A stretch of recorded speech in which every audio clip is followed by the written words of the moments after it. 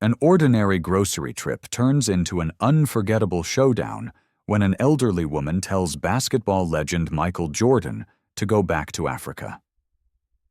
What he says next isn't just a mic drop, it's a cultural earthquake. Don't miss this. Like, subscribe, and comment for more stories that shake the world. The grocery store was alive with the hum of daily errands.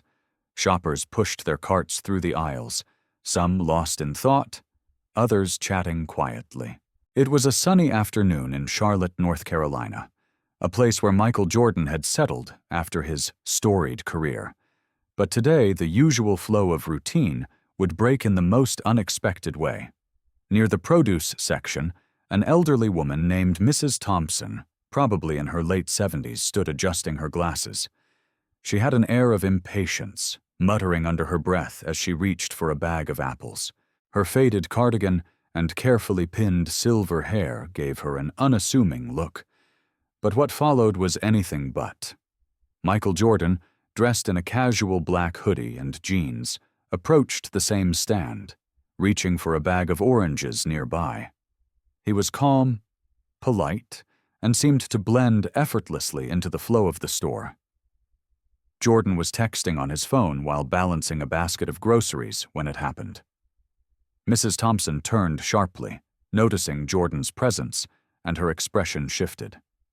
It wasn't subtle. Her eyes narrowed, and her lips pursed tightly. "You people don't belong here," she said, loudly enough for others nearby to hear. Jordan froze, his fingers hovering over his phone. When he looked up, she continued, her tone sharp and cutting. "Why don't you go back to Africa where you came from?" The air seemed to thicken. A couple of shoppers nearby stopped in their tracks. Some exchanged uncomfortable glances while others pretended not to hear.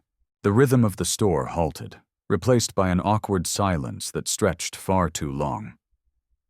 Jordan's initial reaction was shock. His brow furrowed, and for a moment it looked like he might say something immediately, but he didn't. Instead, he took a slow breath, his face unreadable, as though he was weighing every possible response. Mrs. Thompson, still clutching her apples, stood her ground, unapologetic and firm. The tension was palpable, and everyone within earshot could feel it. A young mother named Elena quickly steered her child away, while an older man near the potatoes, Mr. Ramirez, glanced nervously at Jordan, waiting to see what he would do. The silence that followed was heavier than any words, setting the stage for what would come next. For a moment, Jordan stood completely still, his hand gripping the handle of his grocery basket. The world around him seemed to shrink, every sound in the store muffled, every face turned in his direction. The weight of Mrs. Thompson's words hung in the air like a bad smell no one could escape.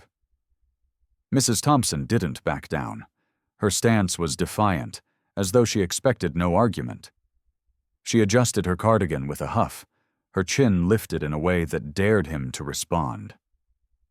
A young employee stacking bananas a few feet away, Marcus, froze mid-motion, unsure whether to step in or stay out of it. A cashier named Lisa craned her neck to get a better view. The growing crowd didn't move closer, but they didn't leave either. They were witnesses now, like it or not. Jordan glanced at Mrs. Thompson, his face calm but his eyes full of thought. 1,000 responses raced through his mind. He could lash out, yell, or storm off, but none of those options felt right. The tension pressed on him like a weight, but instead of breaking, he allowed himself a moment to breathe. He shifted his basket to his other hand and straightened his posture, his presence growing larger in the silence. His voice, when it came, was calm but deliberate, cutting through the awkward atmosphere. "Ma'am," he began, his tone measured, "do you even realize what you just said?" His question wasn't accusatory. It was reflective, almost like he was giving her a chance to think about her words, but she didn't seem interested in reflection. "I said what I said," she snapped, her voice rising. "This is my country. People like you don't belong here." That was it. A young woman near the bread aisle, Jessica, gasped audibly, and the quiet murmur of the crowd grew louder. Yet Jordan remained steady. He didn't raise his voice. He didn't take a step closer. Instead, he let the pause stretch, giving her words a chance to settle into the ears of everyone around them. "All right," he said finally, nodding slowly. His calmness was disarming, almost unsettling in its strength. "Let's talk about that since you brought it up." The room held its breath, waiting for his response. The storm was coming, but it wasn't the kind anyone expected. Jordan shifted his weight, setting his basket down on the floor with deliberate care. His calmness felt like gravity, pulling everyone closer, even those pretending not to listen. He fixed his gaze on Mrs. Thompson, not with anger but with a kind of quiet determination that made her shift uncomfortably. "You said I don't belong here," he began, his voice steady but firm. "But let me tell you something about where I come from." His words carried weight, each one spoken like it had been carefully chosen. "My great-great-grandfather was born right here in North Carolina, but before that, they were brought here against their will, worked like animals to build this very state, this country you're standing in." Mrs. Thompson's lips tightened, but she said nothing. The crowd, however, was transfixed. A man near the dairy section who had been glancing at his phone, Tom, put it down entirely. An older couple, the Wilsons, whispered to each other but didn't look away. "My grandfather," Jordan continued, his voice gaining strength, "fought in Korea, fought for a country that sent him to war but wouldn't give him equal rights when he came back. Couldn't sit at the same counters, couldn't drink from the same fountains. But he stayed. You know why? Because he believed in this country's promise, even when it didn't believe in him." A hush fell over the room. Even the hum of the refrigerators seemed quieter now. "And my parents," he went on, his tone softening but losing none of its intensity. "They fought too, not with guns or fists but by being who they are, raising me to respect everyone no matter what they look like. My mother's a teacher. She spent her whole life educating kids about love and equality. My father, he's a community leader, the kind of man who'd stop on the side of the road to help someone like you if your car broke down." He let the words settle before continuing, his eyes still locked on hers. "So you're telling me I don't belong here? That I should go back to Africa?" He shook his head slightly, his voice now carrying a hint of sadness. "Ma'am, I am as much a part of this country as you are, maybe even more, because my family paid the price for it in blood, sweat, and tears." Mrs. Thompson's face flushed, her hands trembling slightly as she clutched her apples. She opened her mouth as if to respond, but stopped, her words catching in her throat. Jordan took a step back, his composure unshaken. "I could have walked away," he said, addressing the entire crowd now. "But what good would that do? Ignorance doesn't get better in silence. It's up to all of us to be better than this, to be better than words like those." The weight of his words lingered, but the story wasn't over yet. The crowd's reaction would speak louder than anything else. The silence after Jordan's words was almost deafening. For a moment, no one moved.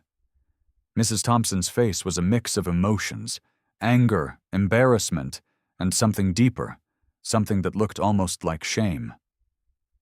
She glanced around the crowd as if searching for an ally, but none came. A middle-aged man with a baseball cap, Derek, stepped forward. "He's right," Derek said, his voice breaking the quiet. "We've got to be better than this." His words seemed to break a spell. An older woman near the frozen foods aisle, Mrs. Garcia, nodded. "My dad fought in that same war," she said softly, her voice trembling. "He always said the only color that mattered was the red on the flag." The murmurs began to grow. A young cashier, no older than 20, named Ava, called out from her station, "I've never seen anyone handle something like that so gracefully. Thank you." Mrs. Thompson, now visibly flustered, clutched her cart tightly. She didn't apologize, but the fire in her eyes had dimmed. Her voice, when it finally came, was quieter, almost pleading. "I didn't mean—" But she stopped herself. Jordan turned back to her, his expression softer now.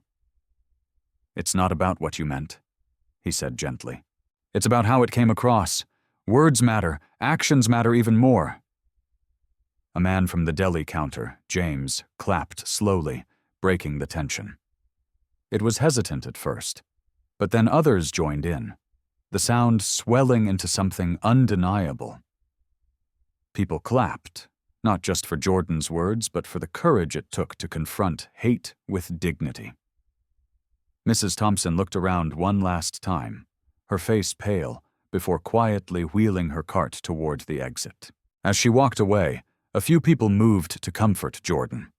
One woman, Tanya, placed a hand on his shoulder and said, "Thank you for saying what needed to be said." Jordan smiled faintly, lifting his basket back into his hand. "Sometimes," he said, almost to himself, "it's not about winning or losing. It's about making sure people hear the truth." The crowd slowly dispersed, the tension in the air replaced by a sense of reflection. Some looked inspired, others thoughtful, but everyone seemed changed in some small way. The moment had passed, but the impact of Jordan's words was far from over. What happened next would leave a lasting impression.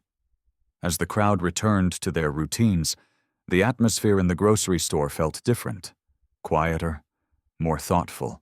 Jordan finished his shopping, his steps measured, as if he were processing everything that had just happened. The weight of the moment hadn't shaken him, but it had left him reflective.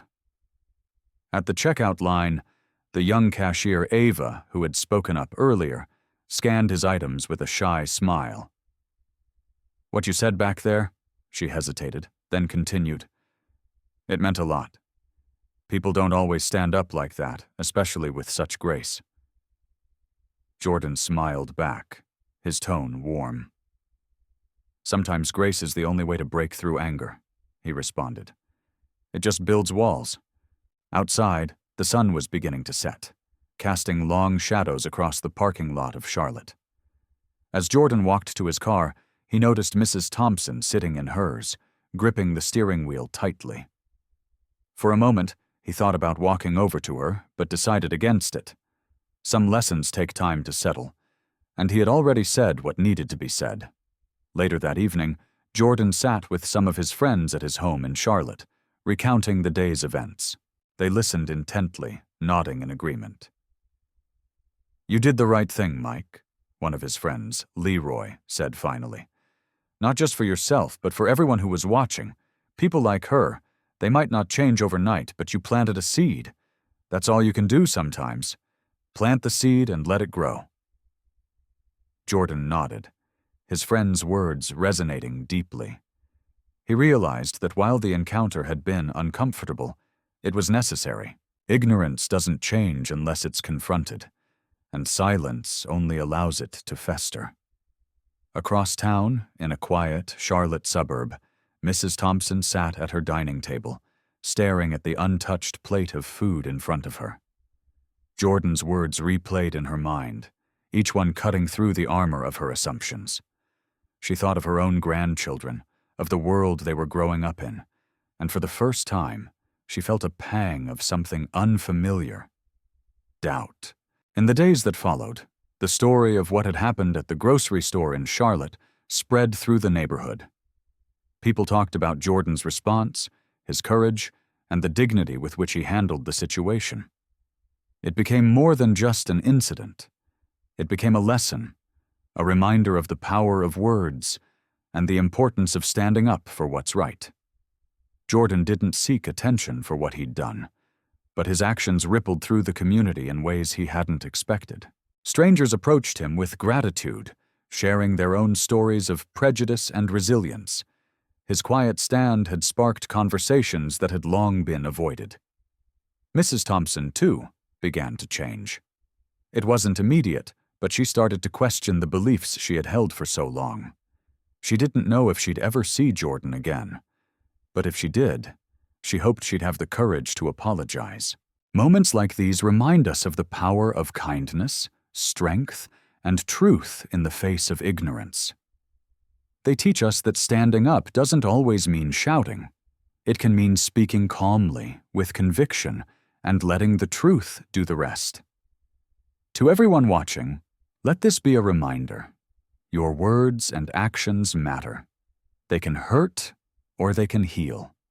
They can divide or they can unite. If this story moved you, let it inspire you to be better, to stand up, and to speak out for justice and understanding. Disclaimer: all stories shared on this channel are entirely fictional and created for entertainment purposes. We advocate for a world where everyone has equal rights under the law and where society continues to grow in fairness, development, and civilization. Our goal is to share heartwarming stories that contribute to making life better. Any resemblance to real events, individuals, or organizations is purely coincidental and unintentional. These stories are not meant to reference any actual people, events, or entities, and contain no political or religious connotations.